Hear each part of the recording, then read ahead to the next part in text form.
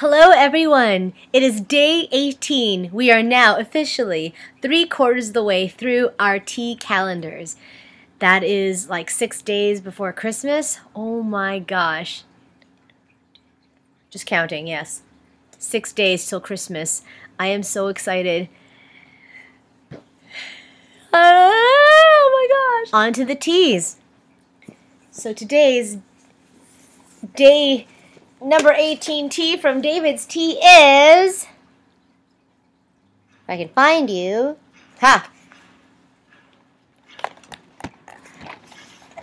drum roll.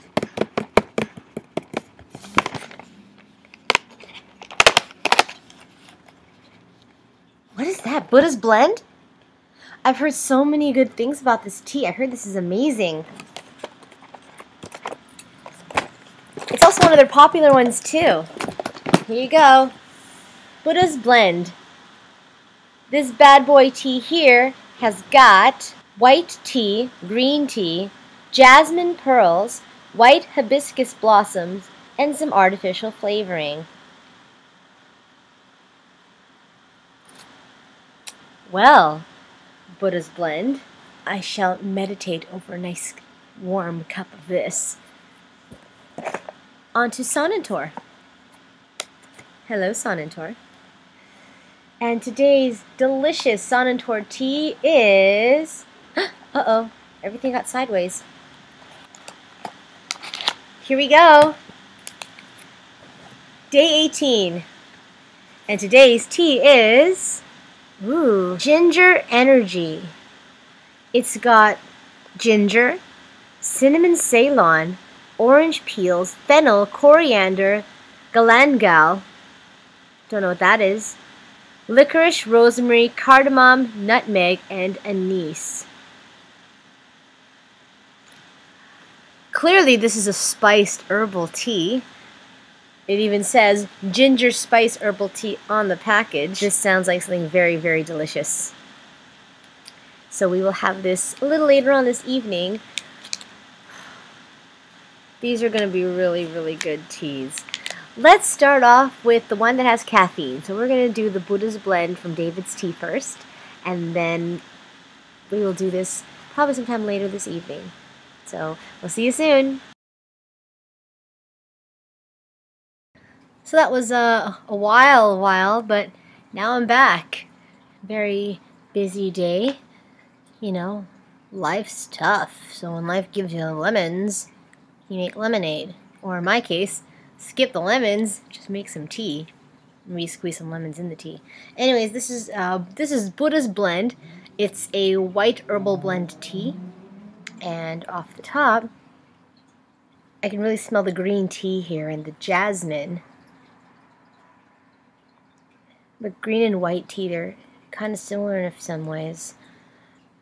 So I can't really tell apart the scents of each. But have a look at the color. See that? Just light, delicate, just a subtle kind of a green hue. Now, here's my pet peeve, ladies and gentlemen, about green and white tea when it's served elsewhere. Now, green and white tea, because these teas are partially oxidized, I mean they're not when they harvest the leaves, they don't do a whole lot to them.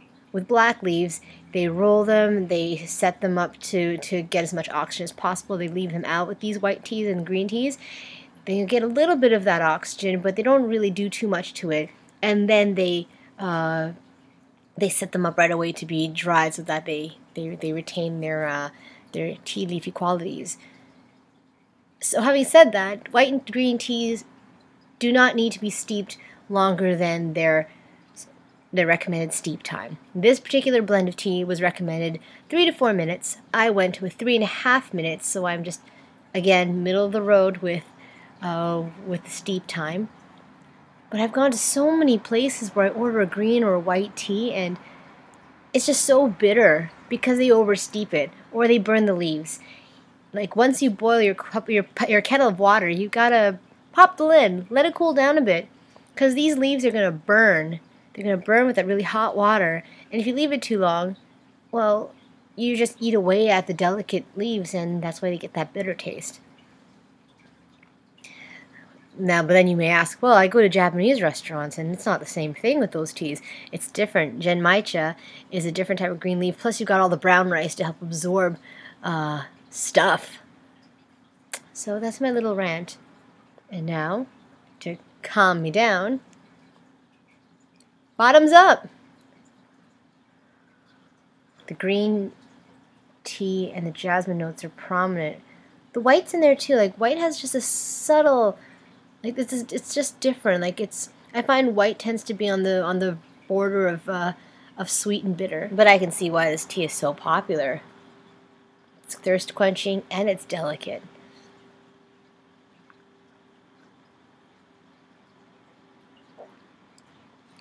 Yeah, and in true white tea form, there's just a little bit of bit of a bitter aftertaste right at the back of your palate. And that's my experience with white teas anyway. So it's kind of like this bittersweet type of, that's a good word. White teas are like a little bit bittersweet. Why is this called Buddha's Blend? Is it because as I drink this cup of tea, I'm becoming like entranced and going to a state of meditation? I don't know.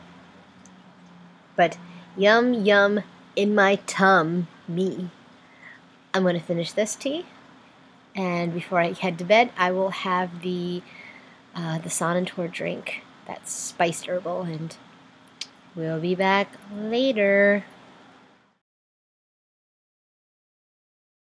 And the moment that we've all been waiting for, this bad boy tea right here, the Ginger Energy by Sonnentor, and I can smell the ginger. It smells warm. The spice blend is nice. I'm using my Christmas mug, so you can't really see the color, but it's actually just quite like a light tinge of a yellow. You know, if you've ever steeped ginger in tea, that's kind of the idea, or in hot water. I just smell a lot of like those spices, those deep spices. That's what it smells like. This smells deep. I know it sounds really deep. And it's the end of the night, so I don't know how intelligible my conversational skills are at this point. Here we go. Oh yes.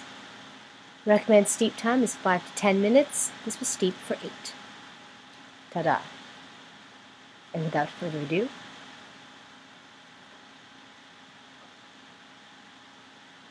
holy cow.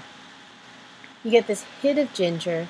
I can taste that subtle sweetness of fennel. And definitely, without a doubt, there is coriander and there is Ceylon spice in this. Interestingly enough, because there's so much spice, I'm not really tasting the licorice notes. Like, usually I get, licorice is a bit of a kick at the end. It's a bit of a, how do you even describe licorice? It's like a sweet sour taste. I'm not getting that sweet sour taste. This tea is predominantly spicy, right? All the spices, and it also has this. Maybe that's what that deep quality is. It's that pepper. It's the galangal. It's giving it this groundedness, this weight, this deep depth pepper. That's why it tastes the way it does. This would be an amazing tea for when you've got the flu or you have a cold. I mean, ginger is what you want to open up your sinuses, to clear out the mucousy bits in your throat. So this would be one of those killer teas for when you have a killer flu or cold. Do I like this tea? I do. I wouldn't drink it just on a casual basis. This seems very specific for what I just described for when you're sick. I guess I was also expecting a bit more of that burst of spice, but with the galangal in here, adding that pepperiness, I guess it sort of, it tones down that spice. But again, in good fashion, from what I have experience with Ceylon, I still have that radiating heat from the spice itself. So that is day 18. We are officially 3/4 of the way through our tea advent calendar. And tomorrow, join me for some more fun and games with day 19. And if there's any other teas out there that you totally love and think everyone should drink it, I'm part of that everyone group, and I'd really like to get in on that. So you can like, comment, follow me, and then comment and tell me, taste this tea, and I'll be like, okay, and I'll try it. So have a great night, everybody, and sleep well. Bye.